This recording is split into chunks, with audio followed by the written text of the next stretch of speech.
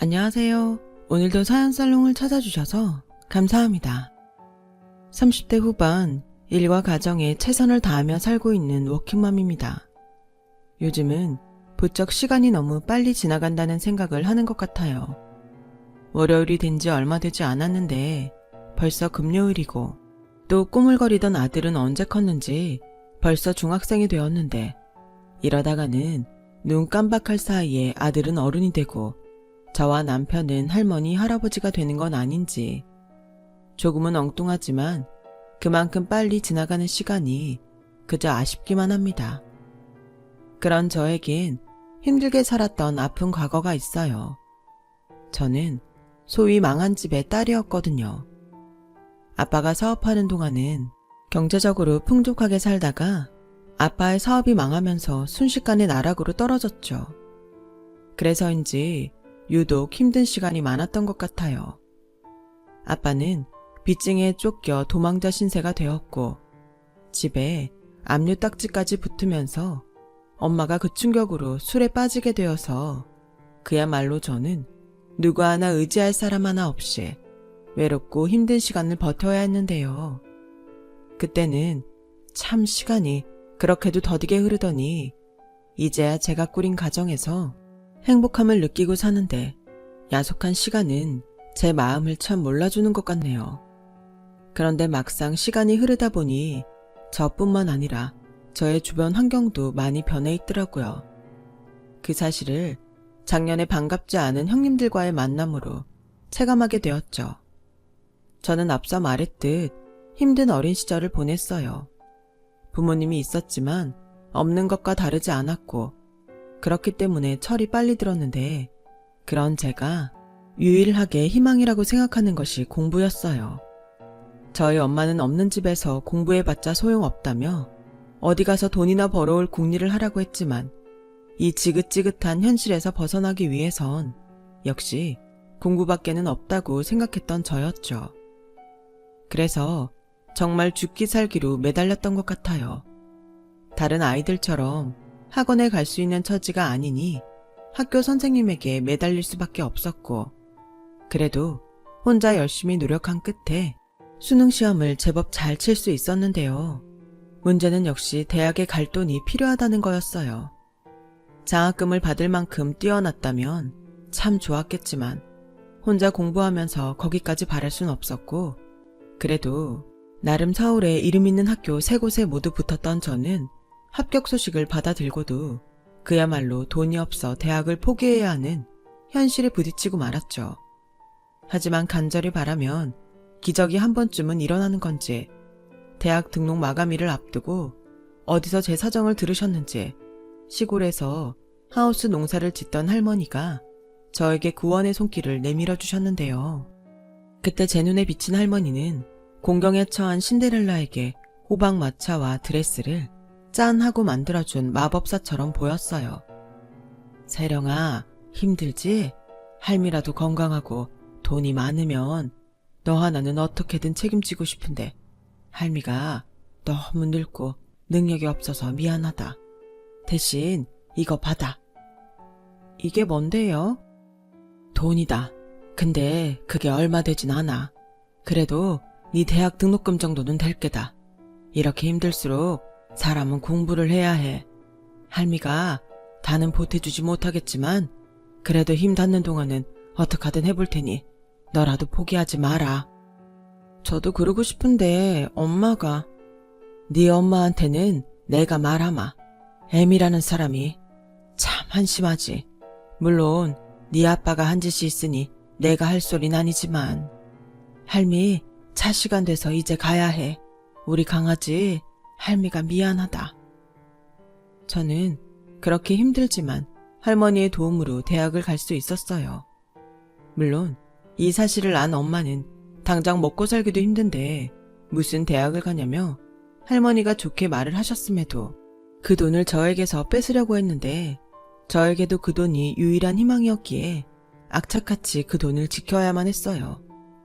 그래서 그 돈으로 대학에 입학할 수는 있었지만 엄마와는 남보다 더 못한 사이가 되었고, 할머니가 주신 그 돈으로는 당장 2학기 등록금도 해결할 수 없었기에 저는 숙명처럼 아르바이트를 하루에 3개씩이나 하며 고단한 생활을 할 수밖에 없었어요.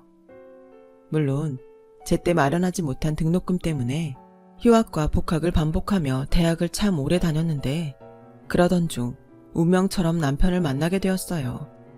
그때 제 나이가 22살이었어요. 남편은 저보다 3살이 많았죠. 남편은 다정하고 유머러스한 사람이었죠. 사실 저는 사는 것이 팍팍하고 힘들어서 그렇게 웃을 일이 잘 없었거든요. 하지만 남편하고 있을 때면 뭐가 그렇게 재미있는지 하루 중에 남편과 아르바이트하는 시간을 기다릴 정도였는데 그렇다고 제가 먼저 남편을 좋아했던 건 아니었어요. 저는 워낙 공부와 아르바이트에 치여 그런 걸 생각할 여유가 없었고 그랬기에 먼저 손을 내민 사람은 남편이었는데요. 여유가 없던 저는 그 마음을 거절할 수밖에 없었어요. 저기 마음은 고마운데 내 처지가 연애할 정도로 한가하지 않아. 미안해 오빠. 그래? 나도 대충은 들었는데 너 그렇게 많이 힘들어? 연애할 시간도 없을 만큼? 나 너 공부하는 거랑 다른 아르바이트 하는데 방해 안 할 수 있는데 그래도 안 되는 거야? 내가 오빠가 생각하는 것보다 훨씬 더 어려워. 그래서 어쩌면 내가 오빠한테 상처를 줄지도 몰라. 괜히 서로 불편해지느니 지금처럼 같이 일하는 오빠 동생으로 지냈으면 좋겠어. 미안. 저는 그렇게 제 생애 처음으로 받게 된 고백을 거절했어요. 그러다 무슨 타이밍의 장난인지 그 뒤로 얼마 되지 않아 우연히 남편에게도 어릴 때부터 이어진 상처가 있다는 걸 알게 됐고 그 뒤부터는 이상하게도 남편에게 자꾸만 마음이 쓰이더군요. 지금 생각하면 제가 힘든 사람이었기에 그런 남편을 그냥 두고 볼 수는 없었던 것 같아요. 남편은 공부 잘하고 반장과 전교 회장만 하던 잘난 형들에게 밀려 어릴 때부터 쭉 찬밥 신세였다고 했어요. 남편은 사실 공부에 대한 의지도 없고 공부머리도 없어서 대학은 다니지 않고 아르바이트를 해서 생활하고 있다고 했었거든요. 그렇기에 남편은 학교에 다니는 동안 성적이 늘 하위권이었고 시어머니는 그런 남편에게 공부 못하는 아들은 밥 먹을 자격도 없다며 형들하고 겸상하고 싶으면 성적을 올려오라고 했다는데 결국 성적을 올리지 못한 남편은 고3 졸업 때까지 밥상을 따로 받았다고 하더군요. 형들은 고기 반찬에 따뜻한 고깃국을 먹을 때 자기는 찬밥을 먹었다며 그때의 서러움이 생각났는지 눈시울을 붉혔어요. 저 역시도 어린 남편이 가여워 똑같이 눈시울을 붉혔고요. 그래서 좀 늦긴 했지만 남편의 마음을 받아주고 싶다는 생각을 했어요. 그렇게 저는 처음으로 남자친구를 사귀게 되었고 생활에 방해만 될 뿐이라고 생각했던 연애는 제 인생에서 처음 느껴보는 행복이었기에 나중엔 남편보다 제가 남편을 더 사랑하게 됐는데요. 그도 그럴 것이 남편은 마치 저의 든든한 보호자처럼 저를 항상 따뜻하게 챙겨줬고 그런 경험이 아빠의 사업이 망한 후 처음이었던 저는 남편에게 푹 빠질 수밖에 없었죠. 그렇게 서로에 대한 마음이 커진 저와 남편은 아직 한참 어린 20대 나이임에도 불구하고 결혼을 하고 싶다는 생각을 하게 되었어요.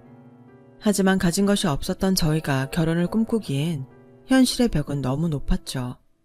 그리고 그때쯤 양쪽 집에서도 저희의 교제를 알게 되었는데 결혼까지 생각하고 있다는 저희의 말에 그야말로 기겁을 하며 짠듯이 반대를 하더군요. 뭐? 결혼? 니들 나이가 몇인데 결혼을 한다는 거야? 안 돼. 엄마 말 안 듣고 그렇게 공부도 안 하더니 이제는 결혼을 하겠다고? 결혼이 뭐 니들 소꿉장난인 줄 알아? 넌 결혼이 아니라 지금이라도 대학 갈 생각이나 해. 내가 저더러 서울대를 가라는 것도 아닌데 남들 다 가는 대학을 왜 안 가는 거야? 네 형들을 봐라. 연대에 고대에. 넌 형들 보면서 뭐 느껴지는 게 없니? 형들은 다 명문대에 알아서 대기업 공기업에 잘 만들어가서 다닌다는데 동생이 넌 뭐냐고. 그리고 너 여자애가 얼마나 한심하면 취직도 하기 전에 결혼을 하겠다고 해. 듣자 하니 망한 집 딸이라고 하던데 언감생신 내 아들 꼬실 생각이면 그만두는 게 좋을 거다. 내 입에서 험한 소리 나가기 전에 여기서 관둬라. 어머, 결혼을 하겠다고? 내가 그렇게 가지 말라던 대학을 쳐가더니 고작 한다는 게 취직이 아니라 결혼이냐? 웃기고 자빠졌네. 됐다고 그래라. 난 네 혼수해줄 돈도 없고 찬성할 마음도 없으니까. 그래도 정하고 싶으면 니들끼리 냉수 떠다 놓고 해. 솔직히 기쁜 마음으로 허락해줄 거라는 건 기대도 하지 않았어요. 하지만 막상 예상한 일이 현실이 되자 저나 남편은 평상시에 있으나 마나한 자식처럼 대할 때는 언제고 이러나 싶어서 어이가 없었고, 저희는 결국 저희끼리 원룸을 얻어 혼인신고를 하고 같이 살 생각에 이르게 되었습니다. 그제야 주변에서 자기더러 뭐라고 하겠냐며 시어머니가 먼저 내키지 않는 허락을 하셨어요. 하지만 말 그대로 허락만 했을 뿐 시어머니는 그 어떤 도움이나 관심도 주지 않았는데, 이런 말 참 뭐하지만 그러든 말든 저나 남편은 서로 사랑하는 마음이 더 중요했기에 우리끼리 마련한 원룸에서 가장 행복한 신혼 시절을 보내는 것 외에는 아무것도 개의치 않았어요. 사실 그때까지도 저는 대학을 졸업하지 못했는데요. 이젠 정식으로 저희 보호자가 된 남편이 먼저 제 등록금을 자기가 해결하겠다고 제가 말리는데도 공사판에 나가 일을 하기 시작했어요. 그렇게 번 돈을 등록금으로 내라며 저에게 주는데 어찌나 고맙고 미안한지 선뜻 그 돈을 받을 수가 없더라고요.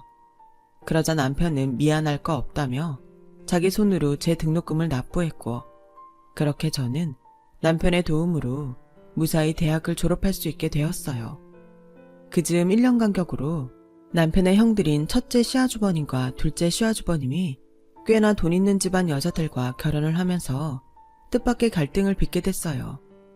시어머니에게 무슨 말을 어떻게 들었는지 알 수 없지만 형님들은 먼저 결혼한 제가 마치 눈엣 가시인 듯 항상 저를 못 잡아먹어 안달이었고, 자기들 분리할 때는 먼저 시집온 저에게 다 미루면서 그 밖의 일에는 자기들이 저보다 손윗사람이라며 그렇게 대접받기를 원했는데 정말 꼴값이더라고요. 하지만 그렇다고 제 성질대로는 할 수 없었어요. 시어머니가 두 형님들을 너무 예뻐하셨거든요. 게다가 괜히 형님들 얘기를 하다 종종 걸핏하면 망한 집 딸이랑 무슨 비교가 되냐며 저를 무시하셨는데, 솔직히 그런 소리를 들을 때면 내가 뭐하러 결혼을 해서 이런 소리를 듣고 있나 싶은 생각에 결혼을 후회하기도 했어요. 그렇지만 남편은 저에겐 둘도 없는 가족이자 사랑하는 사람이었고, 남편과 함께라면 좁은 원룸 생활도 그저 소꿉 장난처럼 재밌기만 했는데요.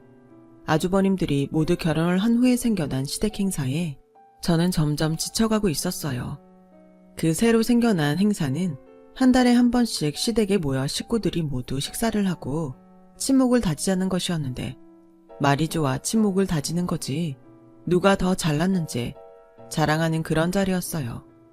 그렇기 때문에 저는 그 한 달에 한 번이 참 싫었는데, 그도 그럴 것이 그날만 되면 결국 상처받는 사람은 저였어요. 저는 두 형님에 비하면 가진 것도 없고 내세울 것도 없는 사람이었으니까요. 그러던 중 그날은 형님이 같은 아파트 청약을 신청했다며 한껏 들떠있던 날이었고, 첫째 형님이 먼저 저에게 비아냥거리며 시비를 걸었는데요. 막내 동서는 언제까지 원룸에 살 작정이야? 청약은 넣고 있어? 어머님한테 들으니 둘이 맞벌이해도 수입이 그다지 많지 않다며. 형님네들이랑 비교하면 뭐 그렇게 보일 수는 있지만 저희는 만족하고 살아요. 저희도 꾸준히 임대아파트 청약 넣고 있고, 아직 오빠도 저도 20대니까 좀 고생해도 추억이다 싶고요. 추억? 무슨 추억할 게 없어서 고생을 추억해? 아우 구질구질해.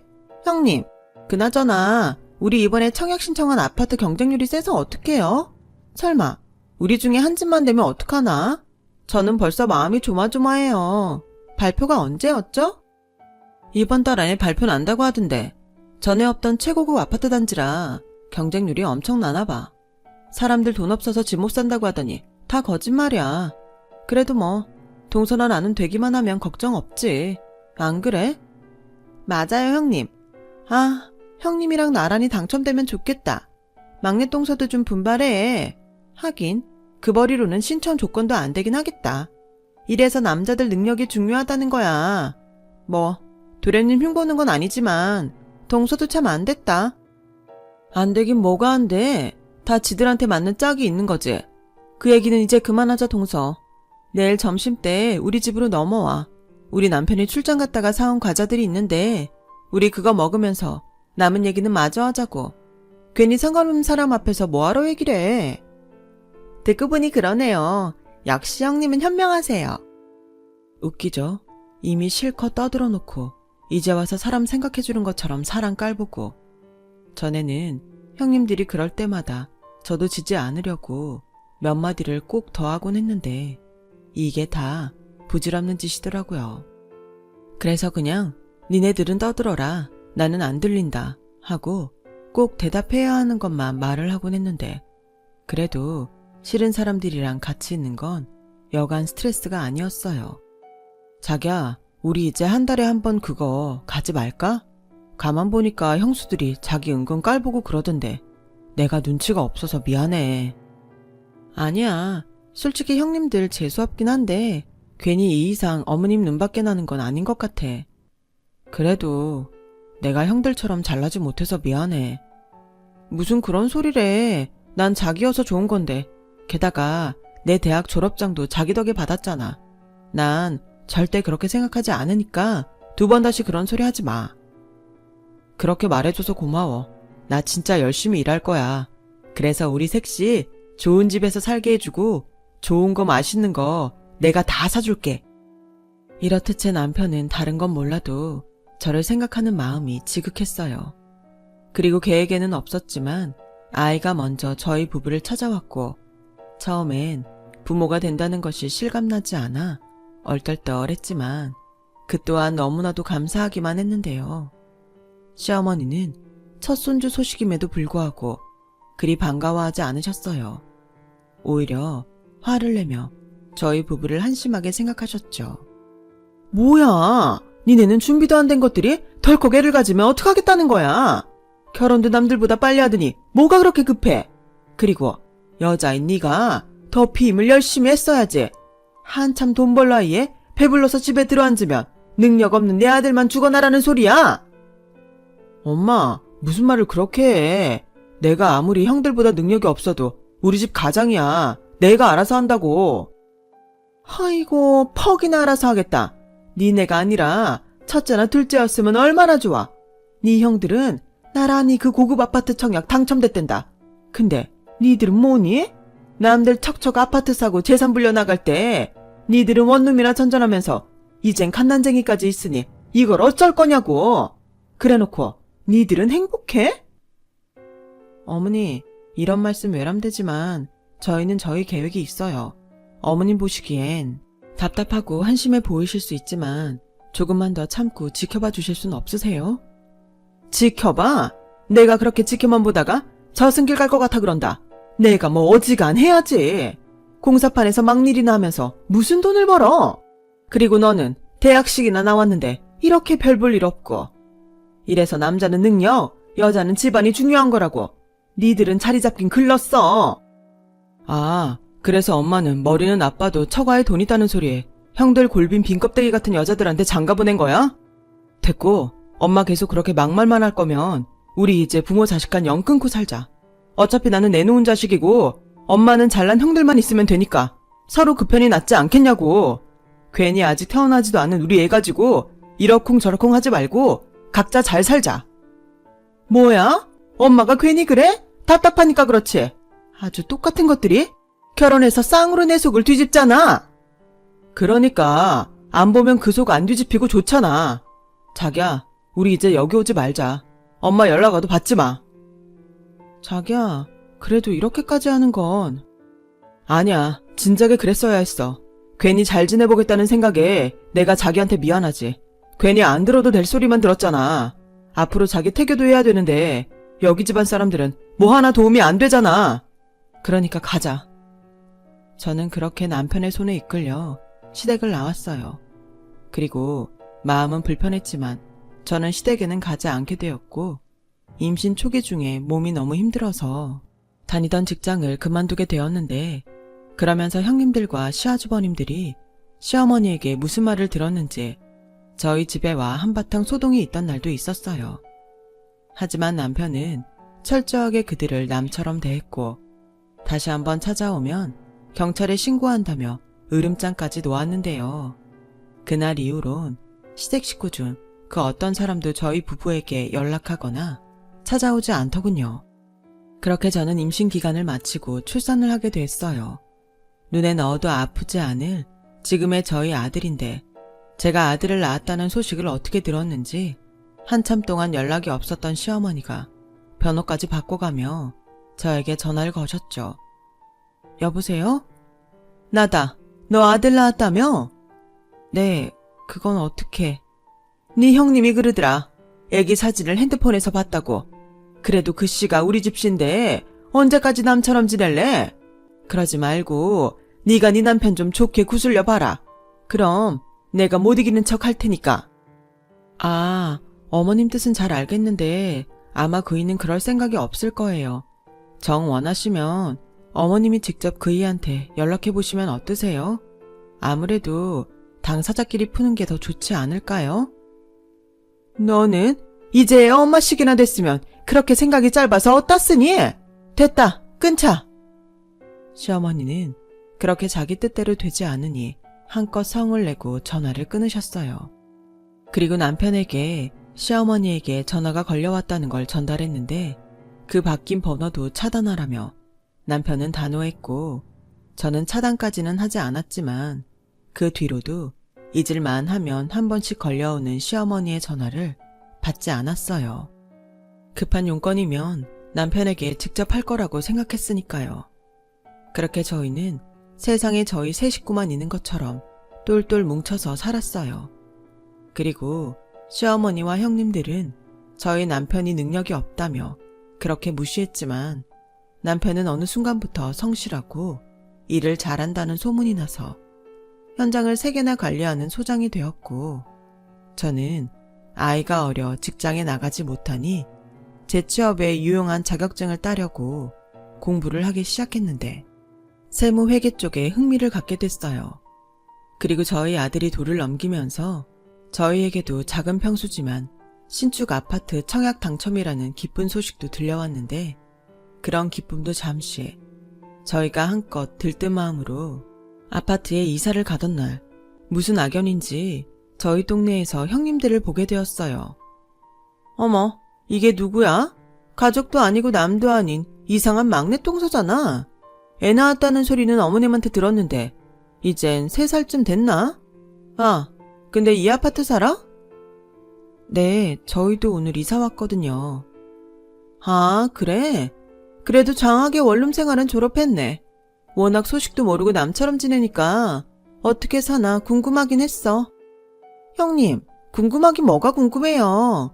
그리고 여긴 그냥 서민들 사는 아파트인데 우리 아파트랑 비교가 안 되죠. 우리 아파트가 지금 얼마나 올랐는데. 아, 그러세요? 좋으시겠네요. 그럼 저는 이만 바빠서 갈게요. 막내 똥서, 잠깐만. 내가 어지간해서는 참으려고 했는데 이건 아니지 않아? 막내 또래님이 그런다고 동서까지 그러면 어떡해? 그럼 저야말로 거기서 뭘 더 어떻게 해야 해요? 저야말로 중간에서 할 수 있는 일은 다 했어요. 뭘 다 했다는 건지 모르겠네. 그리고 말이 나와 하는 말인데 우리도 들었어. 동서 집안 망한 집이라며? 어쩐지 뭐 하나 비슷한 구석이 없더라고. 괜히 우리만 나쁜 손윗사람 만들고 우리도 난처해. 듣자 하니 거북하네요. 저희 친정이랑 형님들이 무슨 상관이죠? 그리고 저는 형님들 나쁜 사람 만난 적 없어요. 자격지심이시죠? 뭐? 자격지심? 형님, 들으셨죠? 우리 보고 자격지심이래요. 우리가 급이 안 맞아서 일부러 무시한 건데 너무 황당하다. 그렇죠? 내 말이 이런 거지 같은 아파트 당첨됐다고 기가 살았나 본데 어디 한번 계속 까불어봐. 아파트도 급이 있어. 아파트라고 뭐 다 같은 줄 알아? 그 애가 학교 가면 막내 동서도 알게 될 거야. 이 아파트 수준을. 가자 동서. 끝까지 잘난 척에 고개를 빳빳하게 들고 사라져가는 형님들을 한심하게 쳐다봤는데 그러는 자기네들은 왜 굳이 이 아파트까지 찾아왔는지 궁금하더라고요. 그리고 나중에 알게 됐죠. 둘째 형님 친구 중에 저와 같이 청약에 당첨돼서 이사 온 사람이 있었고 그 친구 길을 죽이겠다면서 같은 아파트 사는 큰형님을 데리고 왔다는데 형식적이긴 하지만 어찌됐든 법적으로 한 가족이라는 것이 그렇게 부끄러울 수가 없었네요. 그렇게 시간은 흘렀고 저희 아들은 초등학생이 되었어요. 저는 오랜 시간 공부한 끝에 세무사 자격증을 취득하게 되었어요. 그래서 세무법인에 취업을 해 새로운 일을 배워가고 있었는데 그 즈음부터는 무슨 바람인지 시어머니가 반찬이나 아이 선물 등을 사서 무작정 저희 집으로 오시더라고요. 저보다 남편이 더욱 매몰차게 시어머니를 거부했어요. 아니, 이 집은 어떻게 알고 찾아왔어? 그리고 엄마랑 우리 영 끊고 살기로 하지 않았나? 네 형수들이 알려줘서 한번 와봤다. 그래도 손자가 사는 집인데 어떤지는 내 눈으로 봐야 할 거 아냐? 언제는 반갑지도 않은 손주라고 뭐라고 하더니 왜 이제 와서 그래? 할 말 있으면 빨리 하고 가세요. 저희 오늘 외식하려던 참이었으니까. 아니, 너는 그래도 내가 명색이 네 엄마고 손자 할머니인데 이렇게 문전막대해도 되는 거야? 그러지 말고 이왕 여기까지 왔으니 내 손자 좀 한번 안아보자. 내 손자?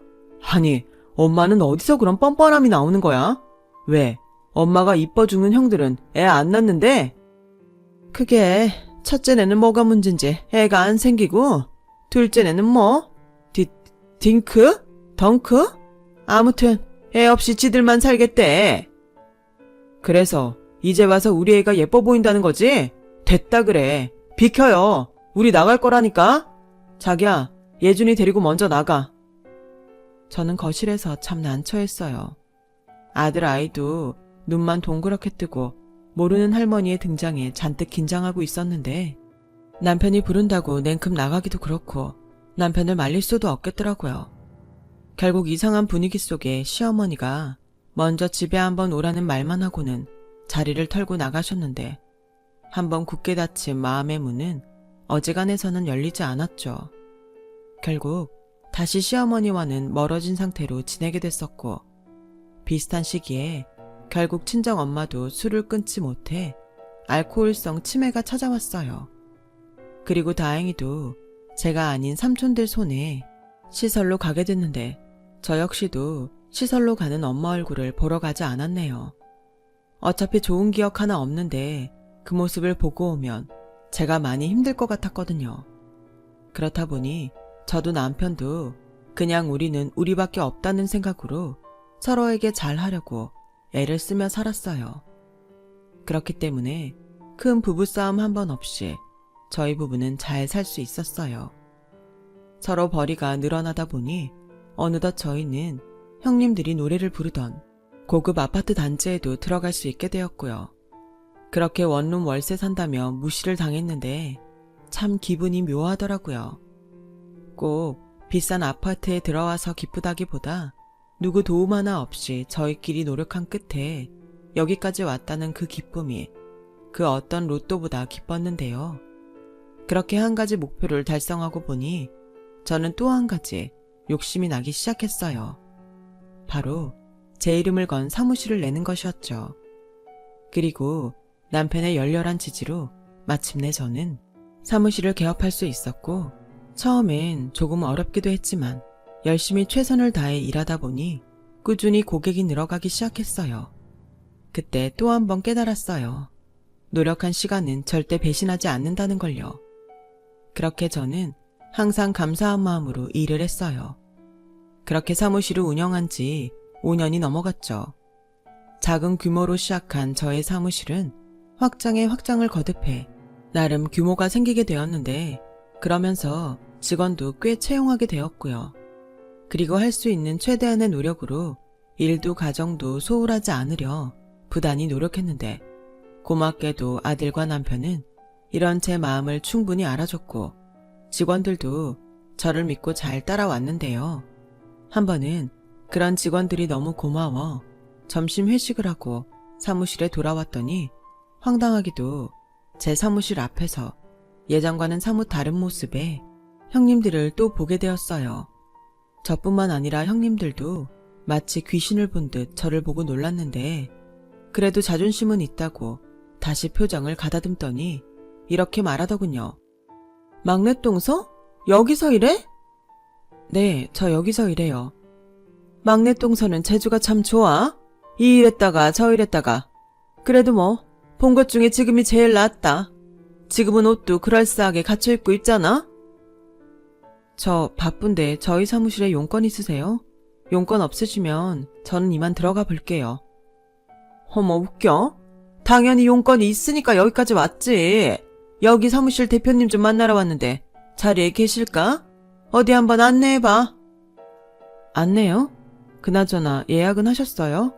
저희 사무실 대표님은 미리 약속을 잡지 않으시면 만나실 수 없는데요. 이봐 동서, 우리 몰라? 아무리 영 큰코 살았다지만 우린 가족이잖아. 동서가 나서서 약속 없이도 만나게 해줄 수 없어? 형님도 뭐라고 하세요. 아무리 신수가 화내졌어도 우리가 손윗사람인데 물어보지도 않고 무작정 안 된다는 말을 하는데 형님은 화 안 나세요? 들었지? 막내 동서 못 보던 사이에 간이 배 밖에 나왔구나.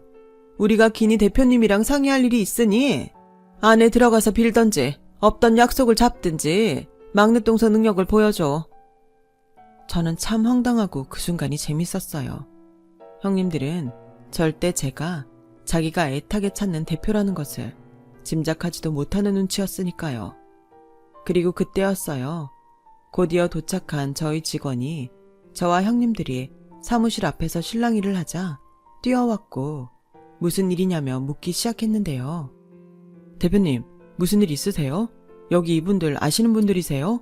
곧 있으면 장 원장님 오실 시간인데. 아, 벌써 시간이 그렇게 됐나? 알겠어요. 나 먼저 들어갈 테니 여기는 이주임이 안내 좀 해주세요. 참고로 나는 바쁘니까 다른 사무실을 안내해주면 좋겠어요. 아, 알겠습니다, 대표님. 지금 뭐 하는 거지?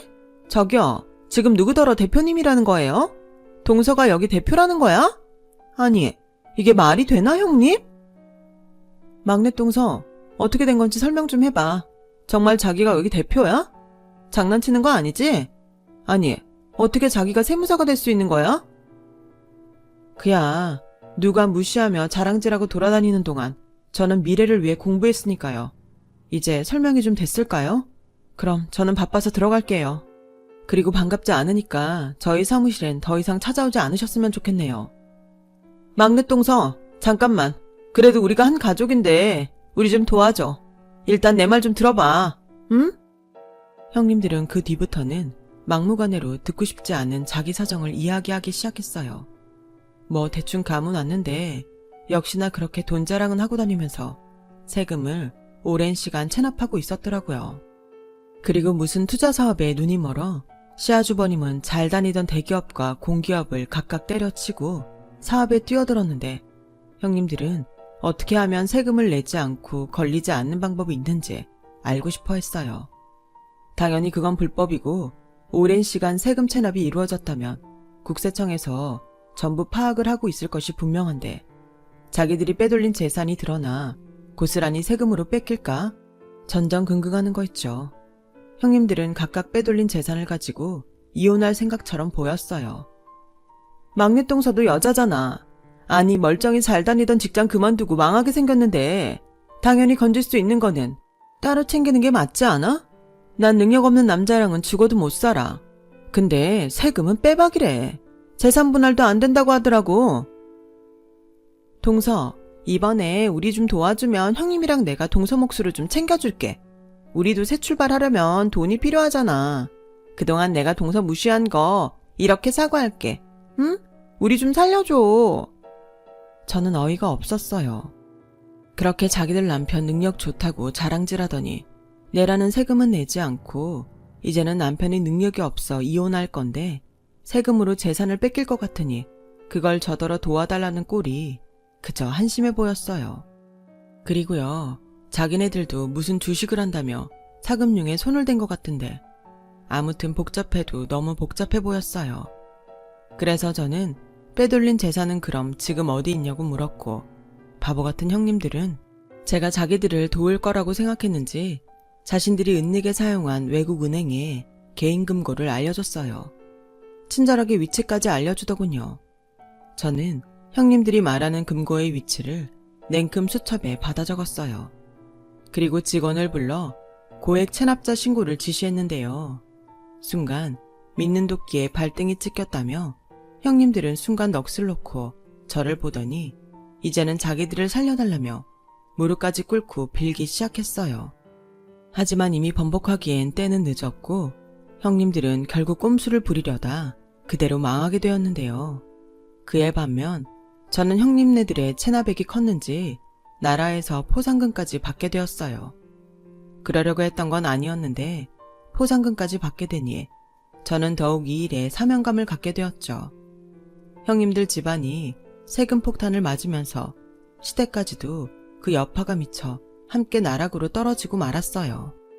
그 후 한동안은 저 때문에 자기들이 망했다며 저희 사무실에 시어머니까지 합세에 찾아와 난동을 부리기도 했는데 곧바로 경찰에게 잡혀갔네요. 사람 앞날이라는 건 정말 한 치 앞을 내다볼 수 없는 것이 맞는 것 같아요. 그렇게 신분 상승한 것처럼 자랑을 하더니 이젠 가진 거라고는 빚밖에 없게 되었으니 그제야말로 그들과 정말 남처럼 지내야 하지 않을까 생각합니다. 그들은 알기나 할까요? 지난날 무시당하며 상처받았던 저와 남편의 그 마음을요. 부디 그 사람들이 자신들의 잘못된 행동을 평생 후회하며 남은 인생을 그에 걸맞은 시련 속에 살길 바래요. 누군가는 그래도 가족인데 어떻게 그러냐고 하실 수도 있겠죠. 하지만 저는 죄라는 건 결국 가족이라도 자기들이 짊어져야 할 부분이라고 생각합니다. 그래야 내 아이가 살아갈 이 세상이 그래도 성실하게 살아볼 만한 세상이라고 말할 수 있을 것 같거든요. 지금은 어쩔 수 없는 불행의 시간을 견디고 있으시다면 절대 좌절하지 마세요. 성실하게 지금 할 수 있는 최선을 다한다면 어느 날 갑자기 아쉬운 행복의 시간으로 바뀌어 있을 거예요. 항상 저도 최선을 다하며 후회 없이 살게요. 여러분들도 언제나 후회가 남지 않는 오늘이 되시길 바라며 저의 이야기를 마치겠습니다. 지금까지 저의 이야기 들어주셔서 대단히 감사합니다.